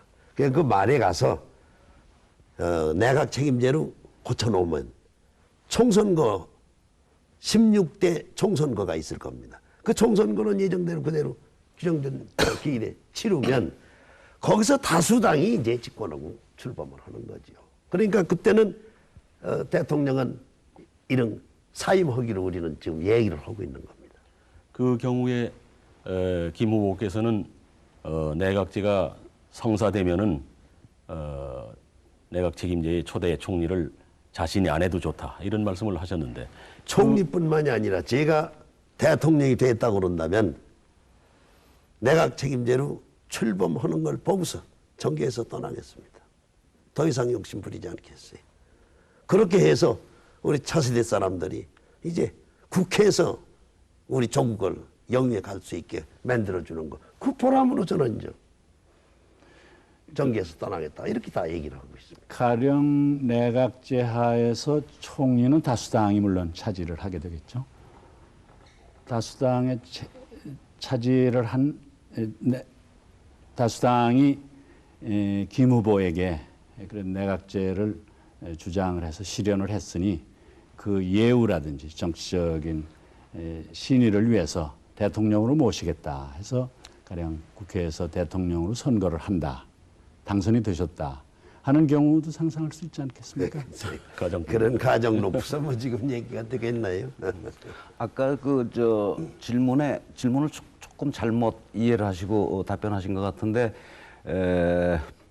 연대보다는 차라리 합당이 어떠냐 하는 것은 내각 책임제 하에서의 합당 혹은 연립을 말씀을 하신 거고 아까 조영중 씨가 물으신 거는 이번에 선거를 또 치르고 개헌을 할 때까지 연대를 하지 말고 아예 한 당으로 합치는 거는 어떠냐라고 묻는 것으로 전 들었습니다. 그거는 그렇게는 대답 마찬가지죠. 안 하셨죠. 왜냐하면 마찬가지가 뭐냐면 저희는 지금부터 저 내각 책임제 전제로 놓고 여러 가지를 이렇게 앞으로 재가자는 거니까 합당을 하면 안 되죠. 안 하고서 하면서 연립도 하고 공동 정권도 영위하면서 그 목적 성취를 하겠다 그런 뜻입니다. 네, 그러면은 그렇게 돼서 선거가 끝난 뒤에 가령 정계 개편이라는 얘기가 뭐 저희 딱 맞는 얘기는 아닙니다만은 그 내각제 실현을 위해서는 또 아무래도 사람들이 움직이고 하게 될 거란 말이죠. 그런 전망을 어떻게 보시고 계십니까? 있을 수 있겠죠. 실질 문제로 가령 저희 당과 국민회의가 승리해서 대통령을 양당에서 가지고 있다고 한다면은 합해서 과반수가 안 되니까 이것은 그냥 국회에서 지금 여당 야당이 되는데 그냥 협력을 해줄 리 없다고 봅니다. 여기 상당히 이제 문제가 있는 거지만은 그러나 이 내각 책임제를 전제로 해서 정계 개편이 가능하니까 그동안은 조금 뭐 있을지 모르지만 그런 전제를 놓고서 개편이 가능하리라고 봅니다. 그런 경우에 개편은 정치인들의 이합집산이라든지 하는 거하고는 다릅니까?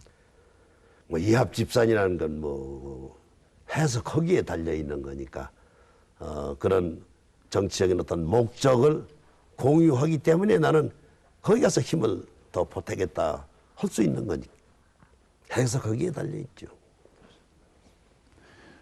그러면은 그 정기 개편이라고 하는 것에 대한 평가를 가령 그 당에 가서 자기 이상을 실현하겠다 하는 쪽으로만 된다고 그렇게 믿어도 괜찮겠습니까? 믿고 안 믿고 간에 이제 우리가 이제 그런 경우에는 넘어야 할 고비가 되겠습니다. 그런데 지금 신한국당에도 내각 책임제 선언하는 사람이 상당히 많습니다. 그러니까 그때 이제 야당이 되고 이제 정계 여러 가지가 변화가 왔을 때 이런 어느 정돈 과정이 있어야 된다고 봅니다. 그와 관련해서 한 가지 말씀드리겠습니다. 지금 신한국당 안에도 내각제를 선호하는 사람들이 상당히 많다고 말씀을 하셨는데 요거와 관련된 질문입니다. 지난달에 김 후보께서는 대통령에게 내각 책임제로의 개헌을 결단을 해서 선거 전에 이번 국회에서 한번 해볼 의향이 없느냐고 타진을 하셨습니다. 물론 별 반응이 없었습니다만은 지금 김 후보가 말씀하신 대로 신한국당 내에 내각제를 선언하는 의원이 상당히 있다면은 선거 후의 정계 개편이 아니라 이번 선거 전에 어쩌면 정계 개편이 있을지도 모른다. 다시 말씀드리면은 지금 신한국당 내부에서 내각제를 좋아하는 사람들이 나와서 지금 국민회의 그리고 자민련의 연합에 가담을 하겠다. 이러면 두 당의 연합이 안 되고 또 다른 세력이 합친 연합이 됩니다. 그런 것을 가상하거나 혹은 기대하시지 않습니까? 거의 기대할 수가 없다고 저는 봅니다. 지난번에 제가 김 대통령한테 촉구한 일은 신한국당에서 내각 책임제 감히 해가지고 과도를 보내는데 같이 협력할 수 없겠느냐 이런 얘기들이 왔어요. 그래서 제가 그렇게 떼움질 하려고 하거든 차라리 대통령께서 선두에 나서십시오. 그렇게 해서 국민투표에 붙여보십시오. 국민들이 내각 책임제로 바꾸자고 한다면 그러고서부터 내각 책임제 개헌을 위해서 수순을 밟아주십시오. 그렇게 그 얘기를 한 겁니다. 그런데 별 대답이 없어서 그냥 지나온 겁니다. 근데 그때 언론에서는 마치 제가 양쪽 무슨 이쪽도 보고 저쪽도 보고 하는 것처럼 그랬지만 그런 제의들이 왔기 때문에 그럴 바에는 아주 내각 책임제로 길이 아직 남아 있으니까 합시다. 그렇게 해서 제기를 했던 거니까 저는 한 목표를 위해서 그냥 일관되게 지금 해나오고 있는 거지 여기저기 눈치 보고 한 건 아닙니다. 아직도 그 제안은 유효합니다만 이제 물리적으로 불가능합니다. 시간이 없어요. 예, 우리가 그 토론 시작한 지 벌써 많은 시간이 흘렀습니다. 지금 앞으로 우리 갖고 있는 시간이 대략 한 40, 23분 남았습니다. 36, 7분 정도 남았습니다. 그래서 이제 다음 화제로 좀 넘어가 주셨으면 하고 패널들에게 부탁드리겠습니다. 오늘 국회에서 말씀하시기를 검찰이 비자금 수사를 유보함으로써 일단 진정은 되겠지만은 그러나 또 언젠가 이것이 다시 제기 안 된다고 누가 보장을 하느냐 이런 취지의 말씀을 하셨는데 대단히 그 함의가 그 뜻하시는 바가 뭔지 좀 부연해 주시면 좋겠어요. 저희가요 말로는 미래지향적으로들 하자 하면서 하는 거 보면 맨날 어제 것을 들쳐가지고서는 정치화하고 시끄럽게 합니다. 지금 검찰이 여러 가지 종합적으로 따져볼 때 이것은 대통령 선거를 앞두고 바람직하지 않다. 그러니 유보하겠다 했습니다. 유보해서 가령 그 지금 대상이 되고 있는 김대중 후보가 당선이 됐다고 그럴 때는 이건 뭐 신한국당 측에서 어느 기회에 또 들고 나올 게 뻔합니다. 이제 우리 정치가 지금 아직은 그런 데서 탈피를 못하고 있어요. 그렇게 해서 또 이 문제 시끄럽게 만들어 놓지 않겠느냐. 그래 그런 게 걱정이 된다. 이것을 여기에서 아주 단을 내려서 해결을 했던지 요 다음에 그러면 어떻게 하겠느냐 하는 것을 염두에 두고서 문제들을 좀 다뤄나가줬으면 좋겠다 하는 뜻으로 그렇게 걱정을 한 겁니다. 그럼 김 후보께서는 구체적으로 어떻게 단락을 짓는 것이 좋다고 생각을 하십니까? 이게요, 애당초 신한국당에서 이런 계기에 이런 문제 제기하는 게 온당치가 않습니다. 왜 그러냐? 우리가 알기에는 이게 벌써 작년에 이게 다 그런 기회들을 만들려고 여러 번 시도도 하고 얘기도 흘러나오고 했었어요. 이걸 그냥 있다가 막상 이제 대통령 선거 며칠 남지 않은데 이런 데 불쑥 내걸은 이런 기도하는 바가 그렇게 건전하지가 않지 않느냐 그런 생각합니다. 사실은 이번 신한국당이 제기한 그 비자금 문제와는 별개로 92년 대선 자금에 관해서도 논란이 좀 있었습니다. 또 그 당시에 김 후보께서는 상당한 돈이 들었다 하는 말씀을 하셨고 오늘도 2조 원이 들었다는 말씀을 하셨습니다. 그래서 어느 시기에 가서는 내가 아는 바를 밝히겠다 이렇게 말씀을 하셨는데 그 어느 시기에 어떻게 밝히실 수 있겠습니까? 기왕이면 뭐이 자리에서 좀 밝혀주시죠. 2조가 들었다 하는 건 어느 개인이 한 사람이 썼다는 것이 아니라 물론 전체 정치학자들이 내놓은 것이 적어도 1조 5, 6천억. 그런데 거기다 또 2조 이렇게 하는 학자들도 있어요. 어쨌든 1조 5천억 내지 2조 썼을 거다. 그것은 그때 대통령 후보로 국직원 분들이 나와서 합한 거겠죠. 그런데 전 그때 김영삼 대통령 진영에 명예위원장이 있었어요. 선거대책 명예위원장. 명칭은 그랬지만 실질적으로는 전국 돌아다니면서 호소하는 선거 유세에 전력을 했지. 그 내용은 제가 모릅니다. 다만 오랜 동안 그런 선거를 좀 치러보고 흘러나오는 그런 당내 여러 가지 분위기라든지 또 이런 경우 저런 경우에 들리는 소리 이런 걸로 해서는 어느 정도 알고는 있지요. 그렇다고 해서 그것을 나 밝힐 생각은 없다고 쭉 해왔어요. 당사자가 모아서 쓴 사람이 당사자가 아주 진솔하게 국민한테 밝히는 것이 바람직하다. 내가 얘기해봤자 그 확인할 수 없다 하면 끝나는 거다. 그래서 난 얘기 안 하겠다. 이러고 왔어요. 지금도 그 심경에는 변함이 없습니다. 그러니까 당분간은 기대할 수 없다는 말씀이시죠? 없죠. 네. 지난번 프레센터에서 있었던 아마 한국일보 주최 토론회였던 것으로 생각합니다. 그때 김 후보께서는 자신은 이른바 정치 비자금으로부터는 완전히 자유스러운 입장이다 이렇게 천명을 하셨는데 뭐 비단 자민련에 국한되는 것은 얘기는 아니겠습니다만은 현실적으로 각 정당은 총선거철이 되면은 전국구 혹은 지역도 마찬가지입니다만은 공천을 통해서 이른바 명목은 당에서는 특별당비라고 부른다고 합니다만은 공천에 관련되는 공천 헌금을 모금해 온 것이 사실로 비춰지는데요. 이런 것을 감안할 때 국민들은 이런 것이 모두 정치에 과다하게 소요되는 비용이다. 이렇게 생각을 합니다. 이런 것을 감안하고서도 후보께서 자신은 자유롭다고 이렇게 말씀하실 수 있나? 저희 당은 그 비자금 문제에 관한 한 자유롭습니다. 꺼릴 게 없으니까요. 지금 빚만 잔뜩 지고 있습니다. 저희 당이.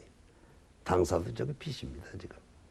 그런 형편입니다. 그래서 있으면 비자금이 있다고 지금 말씀하는 것이 아니고 그동안 자민련을 운영해 오시면서 거기에 들어간 돈은 특별당비 뭐 이런 것이 들어가 있습니다. 또 이른바 공천헌금이라는 것도 있고 그것이 100만 원, 1000만 원 단위가 아니지 않습니까? 조금 단위가 높지 않습니까? 그것을 국민들은 그렇게 썩 깨끗한 돈이다, 괜찮은 수준의 돈이다라고 보지를 않습니다. 그렇기 때문에 김 총재께서 그럼에도 불구하고 나는 자유롭다라고 말씀하실 수 네, 있느냐? 우리 당에는 그런 일이 없어요. 다행히 국고 보조가 분기별로 해서 10여억이 나옵니다. 그걸로 그저 겨우 지탱하고 있어요. 그거를 믿을 자신이 저한테는 없는데요. 없으면 할 수 없지요. 믿어주세요. 가령 그 믿지 않는 걸 뭐라고 그럴 거예요. 네, 그건 그렇습니다만은 가령 특히 전국구 후보를 공천할 적에 돈 거래가 있었다고 하는 거는 당사자들도 뒤에 숨어서는 다 하는 얘기들인데 그런 점은 어떻습니까? 누가 합니까? 좀 가르쳐 줬어요. 뒤에서 하는 거니까 제가 밝힐 수는 없습니다만은. 세상 일 의심하면 할 나위 없는데 그런 일 없어요. 이동복 의원 잘 아시니까 물어보세요. 전국구로 왔는데. 그런데 그런 그 정치 부패의 고리를 끊기 위해서는 선거 공영제를 하는 것이 좋다. 오늘 국회 연설에서 그렇게 말씀을 하셨는데 그 선거 공영제라고 하는 거는 참 듣기엔 좋습니다. 근데 그거는 선거 기간 동안에 한한 얘기란 말이죠. 정치인의 일반적인 의정 활동 또는 정치 활동에 드는 돈을 전부 정치 자금이라고 할 적에 선거 공영제만 가지고 해결되지는 않습니다. 뿐만 아니라 아까 말씀하신 대로 국민들에게 호소를 하고 제도를 거치는 것만 가지고 해결되지도 않습니다. 이미 거기에 모든 사람이 익숙해 있기 때문에 그런 점의 해결 방법은 무엇이라고 생각하십니까? 선거에 돈이 들어요. 그리고 지구당, 도당, 중앙당 모두 돈 가장 덜 드는 그런 조직으로 개편을 해놓고 그것은 국고에서 나오는 걸 충당할 수가 있습니다. 나머지는 선거 때 돈이 드는데 선거 때 돈이 드는 것은 공용제로 하면은 개인이 어디 가서 조달하지 않더라도 가능합니다. 또 다행히 이번부터는 이 매스컴을 활용을 해서 얼마든지 유권자들한테 호소할 수가 있으니까 훨씬 이제 전보다는 저비용으로 할 수 있게 되지 않나 싶어서 이 공영제를 전 완전 공영제 하자는 겁니다. 가령 미국하고 일본의 두 군데에만 단적으로 들어볼 것 같으면은 미국에서는 정치자금, 선거자금의 문제를 고속도로에서 자동차 주행 속도 체크하는 거나 마찬가지다, 단속하는 거나 마찬가지다 하는 식의 얘기가 있을 정도로 이건 아주 고무줄입니다. 일본의 경우는 선거자금, 정치자금으로 해서 일어나는 스캔들이 심심치 않을 정도로 일어나고 그것이 어느 개인의 비리가 아니고 제도적으로, 구조적으로 정경유착의 여러 가지 형태로 나타나는데 그런 것까지가 가령 제도 하나만으로 정당의 조직을 단속하는 것만으로 가능하리라고 생각하십니까? 저희가 노력하는 이유가 뭡니까?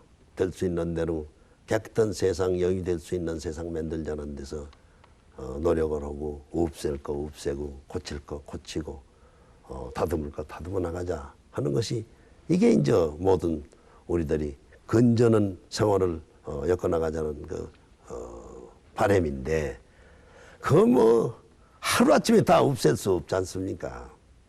죽자 우리가 이 사회에서 건전한 사회에서 허용은 허용 선이 있을 겁니다.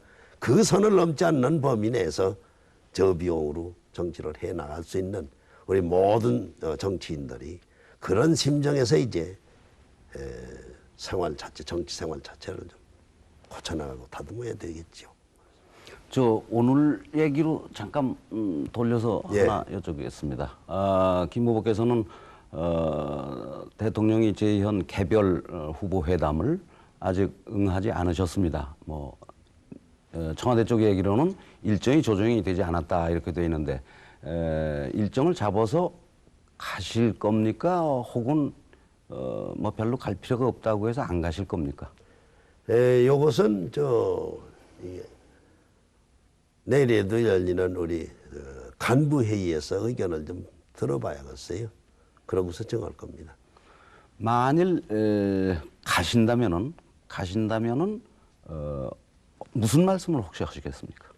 글쎄요, 그쪽에서 무슨 얘기 하려고 그래서 만나자고 그러는지를 지금 뭐 내용은 전달받은 일이 없습니다. 다만 추측컨대 이제 지금 대통령이 처해 있는 그런 위치에서 대통령 선거 아주 공명정대하게 치를 수 있도록 노력을 할 테니 각 당에서도 그런 선에서 협력을 해줬으면 좋겠다든지 이런 얘기가 되지 않겠나 봅니다. 그리고 이 경제가 이렇게 참 어려운데 이 정쟁들을 하는 듯하니 이거 좀 지양을 하고 깨끗하고 하나의 그 축제 기분으로 대통령 선거 치를 수는 없겠느냐.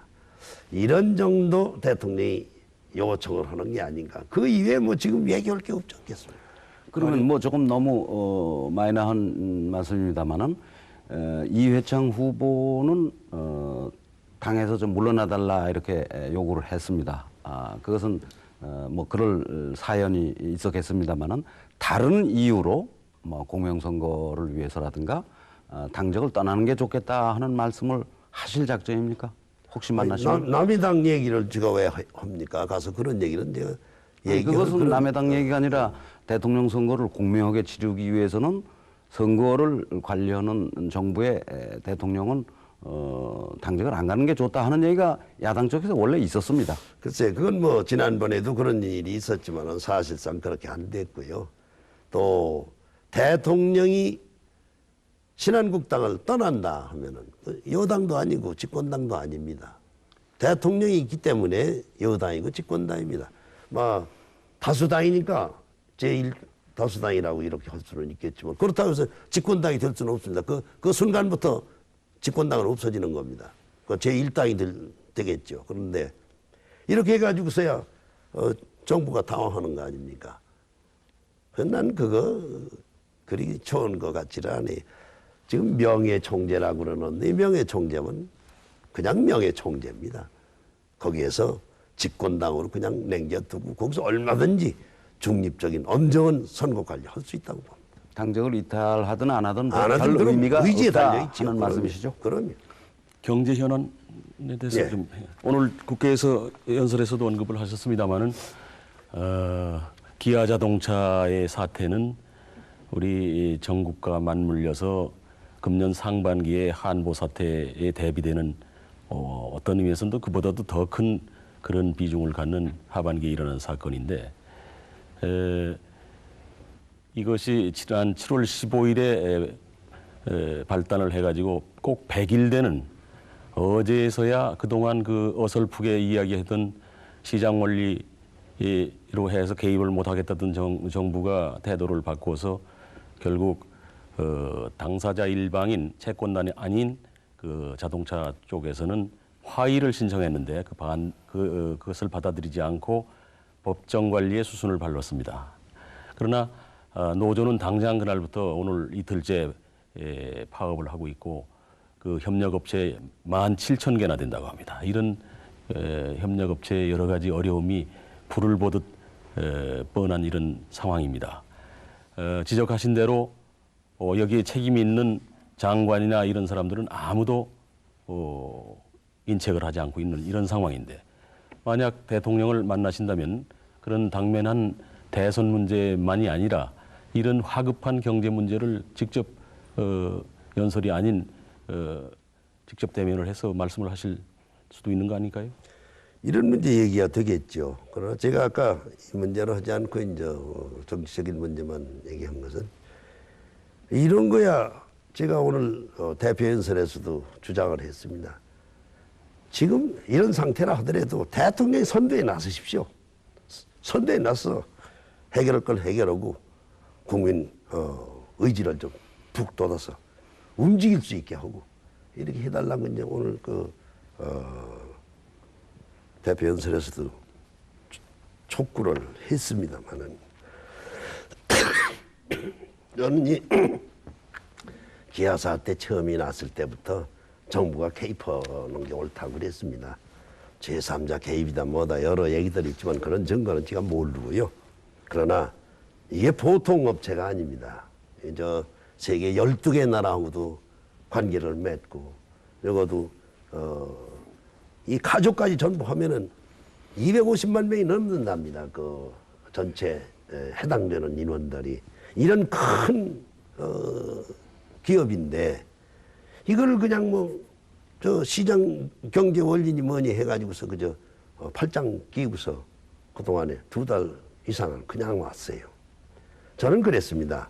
저 미국에서 크라이슬라 자동차 회사가 아주 곤궁에 빠졌을 때 시장 경제 원리는 미국에서 아주 제대로 하고 있는 나라인데 그런 나라에서도 15억 불을 정부에서 그냥 과감하게 대줘가지고 소생시켜 놨습니다. 그 예를 들으면서 직접 개입하십시오. 그리고 회사에서는 자구 노력을 최대한으로 하고 불필요하게 이제까지 과욕을 부려가지고서 자꾸 끌어들이고 문어발처럼 이렇게 확장시켰던 이런 것들은 전부 정리를 하게 하고 자동차만은 살려야 됩니다. 먼저 정부가 개입하십시오. 그랬는데 통 안 했어요. 이제 와서 화의도 안 받아들이고 이제 법정 관리한다고 그러고 그러는데 여기 또 하나 이제 의문들을 회사 측에서는 갖는 듯합니다. 기업업체도 마찬가지고 그것은 결국은 이런 식으로 천연시키고 그러고 하다가 법정 관리하고 이제 그러지 않아도 그래도 사람들이 해도 저 정도인데 아주 정말 완전히 그 임자 없는 법정 관리를 해가지고서 더 이제 어렵게 될 때 제3자로 남겨주는 게 아니냐. 그런 식으로 하면서 지금 또 격렬한 파업으로 들어간 듯합니다. 이건 전 처음부터 이건 잘못됐지만은 이건 정부가 개입해서 살려놓고 볼 일이라고 지금도 그렇게 생각을 합니다. 오늘 대표 연설을 보면은 김 후보께서는 이 실명제의 완전한 폐지를 주장하셨습니다. 그리고 자민련에서는 아마 이미 실명제 폐지 결의안을 국회에 제출해 놓고 있는 것으로 알고 있습니다. 그런데 국민회의는 실명제에 관해서 보완을 하자는 걸로 되어 있습니다. 그러면은 이 두 개의 정책은 어떻게 조정이 되겠습니까? 앞으로? 그 문제에 관해서는 아직도 국민의회가 아주 심층 논의들을 하지를 안 했어요. 그러나 저희 당에서는 이 실명제가 원래 경제 논리로다가 시작한 게 아니라 이 정치 논리, 사정 논리에서 시작을 했다. 그리고 사정 가지고 일관해왔다. 전부 금줄을, 돈줄을 다 경색하게 막아놨으니 돈 있으면서 궁색합니다, 지금. 돈은 있습니다. 저 40조, 50조 지금 감춰져 있는 돈이 있다고 합니다. 돈 있으면서 왜 그렇게 지난 4년 유효 동안에 5만여 개 중소기업이 전부 쓰러졌습니다. 대기업들도 지금 전전긍긍하고 있는 상태인데 이거 풀어라. 풀고 금융 실명으로 하는 거 그건 바람직하지만은 여타는 풀어놓고 정책적인 방법으로 이거 접근하는 것이 바람직하다. 이제 저희 주장은 그겁니다. 이거 풀어놓으면은 당장 시장이 활성화할 겁니다. 그 정책 문제가 나온 끝에 하나 또 의심적인 점을 여쭤보겠는데요. 통일 문제에서 지금 국민회의와의 정책 기조의 차이가 전 상당히 크다는 인상을 가지고 있습니다. 앞으로 가령 이 협상에서 이런 문제가 물론 다뤄지시겠지만은 기본적인 구상을 어떤 식으로 조정을 하리라고 생각을 하십니까? 몇 가지 그런 점들이 있어요. 예를 들면은 국민회의에서는 통일 문제만 하더라도 단계별로 해서 연방제다 3단계 논법으로 다 해서 접근하자 그러는데 이제 다른 나라들 통일한 것, 특히 독일 같은 경우 보면은 그것은 하나의 논리에 불과하고 실질적으로는 그건 불가능한 얘기고 안 된다고 봅니다. 슈미트 독일 수상 같은 경우는 통일에는 어떤 일정한 방법이 있는 게 아니다. 그 방법대로 되는 게 아니다. 왜?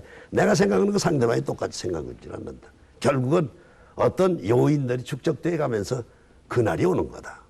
독일은 그렇게 해서 통일을 했다. 아마 한국도 그런 과정이 아니겠느냐 하는 얘기를 슈미트 수상한테 제가 직접 들었으니까요. 그런데 그래서 저희는 이제 통일이 주는 어떤 어려움도 이겨낼 수 있는 우리의 이 경제력을 먼저 갖자. 잘못하면은 같이 쓰러지고 만다. 저 서독이 그런 여유 있는 경제력도 동독 5, 6년 동안 7년 동안 도와주다 보니까 국민들이 부담이 많아지니까 불평이 많습니다. 그러면서 거기 정치학장들이 얘기하는 것은 그렇게 몇천억 불을 부었는데도 불구하고 동소독이 동질화가 이루어진다는 건 아직도 한 10년 정도 더 걸리지 않겠느냐 하는 탄식을 하는 걸 제가 봤습니다. 저기는 동소독 간에 전쟁 한번 하지를 않았습니다. 그러나 저희는 엄청난 그런 불행을 겪고 그게 사라지지 않는 그런 남북 간의 관계인데 그래서 남북 간에 접촉할 수 있는 그런 기회는 일실하지 말고 접촉을 하면서 성실하게 접근을 해가지만은 이걸 덮어놓고 통일 지상주의로다가 환상을 가지고 덤벼서는 안 된다 하는 게 저희의 생각이고요. 이쪽은 대통령이 되면 1년 이내에 아주 획기적으로 뭔가 바꿔놓겠다 하는 생각이고 하니까 괴리가 상당히 있습니다. 이런 거는 역시 아주 심층토의를 해서 안전한 그런 통일 접근 이런 걸로 몰고 가야 된다고 보는데 제가 그런 거 가능하다고 보는 이유는 국민의 요구 제 요구 직권을 합니다. 합해서 과반수가 안 됩니다. 저희가 생각하는 게 너무 둥떨어져서 고집을 부린다면 저희가 협력을 안 하면 아무것도 못하게 됩니다. 실질적으로 그렇습니다. 그러니까 이런 것도 전제로 놓고 여러 가지 문제를 조금 더 건전하게 합리적으로 생산적으로 결론들을 낼 수 있는 여지와 소지가 그런 데 있는 것이 아닌가 이렇게 생각을 해서 이런 것도 아주 철저히 얘기를 해서 답을 내면서 공동 집권 혹은 연립 이렇게 나가야 되지 않겠나. 그런 것들이 굉장히 어려울 것 같아서 지금 미리 염려를 하는 건데요. 아까 그 실명제 부분만 하더라도 두 당이 뭐 글자 몇 개가 다른 것이 아니고 경제 운영 철학의 차이거든요. 그러니까 지금 김 총재께서는 경제 활성화에 역점을 두고 이제 이 실명제를 보시는 거고요. 또 다른 당에서는 경제 투명성, 경제 정의 이쪽에서 이제 실명제를 보는 건데 이런 철학의 차이가 과연 그런 뭐 의석 뭐 이렇게 타협하는 수준에서 쉽게 그게 결말이 나겠느냐 하는 염려에서 말씀드린 겁니다. 세상에 쉬운 일이 어디 있습니까? 그러나 최선이 아니더라도 차선의 결론을 공유하면서 건설적으로 국정을 엮어 나가야 되니까 노력하는 거죠. 그런데요, 해봐야죠. 뭐 또 지금부터 안 될 거다 하는 전제를 놓고 하면 할 얘기 없는 거죠. 또 하나는 그 아까 그 기아 자동차 문제에 대해서 정부 개입이 너무 늦었다고 그냥 이렇게 말씀만 하시는데 말씀이죠. 이거는 채권단, 회사, 경영진, 노조 이래가지고 굉장히 복잡하게 얽혀 있는 사안입니다. 정부가 개입했다고 해서 해결되는 것도 아니고요. 그렇지 않습니까? 지금 정부가 개입했는데 이틀째 노조를 하고 있는데 이런 문제도 야당에 있으면서 정부 개입이 늦었다고 이렇게 규탄하는 건 쉬운데 자, 이런 그 이 철학, 경제 운영 철학하고 관련된 문제가 그 뭐 연립 정당 내에서 이제 다툼이 일어난다면 오히려 정부 개입의 속도가 더 늦어질 수도 있고 말씀이죠. 아니 어떤 전제도 가능합니다. 그러나 이것은요 자동차를 살리자는 목적이 같으면은 왜 얘기가 접근이 안 됩니까? 그러니까 그런 데서 나머지는 떨궈버리고 자동차 살려라. 그런 점에서 정부가 개입했으면은 문제가 그렇게 정리가 안 될 턱이 없잖아요. 그 문제하고 관련을 해서 외교 문제를 하나 여쭤보고 싶은데요. 그냥 지금 자동차 문제에서 기아문 사태에서 정부가 개입하는 것이 옳으냐 그러냐 하는 문제를 그 문제 하나를 띄워놓고 생각할 수 없도록 돼 있습니다.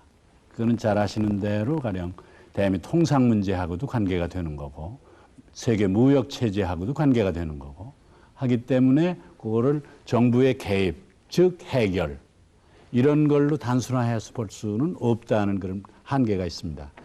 아울러서 좀 말씀을 듣고 싶은 거는 지금 우리를 중심으로 한반도를 중심으로 한 문제 해결에 있어서 미국하고 북한과 일본, 북한과 중국 이런 이 관계가 우리가 바라는 대로 되지도 않을 뿐만 아니라 어딘가 예전보다는 훨씬 소원해지고 있다 하는 얘기가 여기저기서 나오고 있습니다. 내일 모레면은 중국 주석이 미국을 방문해서 현안 문제는 제쳐놓은 채 적당히 좋은 얘기만 하다가 헤어진다 하는 것이 지금 예고로 나오고 있는 상황에서 앞으로 한국의 외교의 위상이라고 할까 하는 거를 건강하게 향상시키기 위해서는 어떤 길이 있으리라고 생각하십니까? 이제 미국이 우리나라에 대해서도 하나의 참 소홀히 못할 대상으로 취급하고 있는 정도로 우리나라가 큰 거 이런 면을 본다면 참 금속지감이 없지 않아 있습니다. 그런데 저는 미국에 대해서 미국하고의 참 기본적인 그런 틀이라는 것은 뭐 변질 혹은 변화될 수가 없지만은 예스 노를 이제 분명히 하는 외교를 당당하게 벌려나가는 그런 이제 외교 자세 확립이 필요하지 않나 봅니다. 가령 이저 슈퍼 301조라 하더라도 그건 미국 법안입니까? 그걸 가지고 사무 강요를 하고 압력을 가하고 그러는데 받을 게 있고 받지 못할 게 있을 겁니다. 가령 이 자동차 문제만 하더라도 이제 자기네 하고 있는 2.5% 받으라고 그러는 모양인데 우리는 8% 지금 부과하고 있고 불합판은 한 10% 부과하고 있다고 들었어요. 그건 즉 불합판 10%도 괜찮고 우리는 8% 비싸다고 그런다면 말이 안 되는 거 아닙니까? 그러니까 이런 저런 이제까지 우리가 미국한테는 좀 은혜도 많이 입었고 또 거기에 그 의지해가지고 해온 건 사실이지만 그렇다고 해서 그런 어떤 이제까지의 그 관행에서 탈피 못한다는 것도 이게 문제입니다. 그러니까 근저는 그런 입장에 있어서 예스, 노를 분명히 하는 그런 걸로 하는 것이 오히려 미국도 우리 대하는데 나으리라고 봅니다. 그 질문이 되겠습니다만은 오늘 국회에서 국방 정책을 말씀하시는 가운데 정부가 추진하고 있는 조기 공중 경보기 AWACS 여기에 도입이나 항공모함, 해군의 항공모함의 도입은 시기상조다 이런 말씀을 하셨는데 지금 동북아시아의 군사 정세는 정치 정세 못지않게 일본의 동향이나 중국의 동향 여러 가지로 볼 때 입체전적인 그런 전력의 증강이 요청되고 있고 특히 우리나라와 같이 지상군에 편중되어 있는 이런 체제에서는 빠른 시일 안에 3군의 균형 발전이라는 이런 측면을 간과해서는 안 되리라고 생각되는데 김 후보께서는 그 두 가지 프로젝트를 시기상조라고 말씀하셨는데 견해를 듣고 싶습니다. 짤막하게 좀 대답해 주시기 바랍니다. 저희 국방비가 국가에서는 3.1% 이거는 그대로 견지해 나가는 게 바람직합니다. 그런데 사실 항공모함 이것은 미국이 가지고 있는 것도 해양에서 싸우기 위해서 항공모함이 필요합니다. 우리는 이제 동해하고 서해인데 황해인데 항공모함 갖다 띄워놓을 데가 없습니다. 그리고 항공은 말이 그렇지 그거 한두 척 우리 국가의 재정 면에서도 운영할 만한 여력 없습니다. 이건 한미 간에 문제가 일어나면 미국의 항공모함이 옵니다. 9만 톤짜리 항공모함이 2척은 올 겁니다. 우리가 외교를 갖고 군사적으로 유대를 갖는 게 뭡니까? 그런 때 미국이 효과적으로 우리를 지원해 줄 수 있는 태세가 돼 있어요. 체제가 돼 있습니다. 그런 거 활용하면 됩니다. 지금 이런 걸 우리가 아주 큰 짐이 되는 것을 가지고 있을 이유 없고 A왕만 하더라도 그렇습니다. 여기 문제가 생기면 미국의 A왕이 와서 뜹니다. 한미 공군도 합동작전을 합니다. 그 미국 것이 뜨면은 전부 컨트롤 해줍니다. 우리 것을 별도로 4대씩이나 가지고서 몇 억씩 하는 놈을 지금 가져야 할 이유가 어디 있습니까? 그래서 이건 시기상조다. 네, 그 문제에 대해서 좀 깊이 있게 토론할 시간이 없는 게 유감입니다. 지금 저희들이 한 1분 반, 2분 정도 시간을 갖고 있는데 한 분만 좀 가벼운 질문 좀. 지금 쭉 말씀을 듣고서 저 나름대로 받은 인상은요. 정치 평론가적 입장이 아니신가.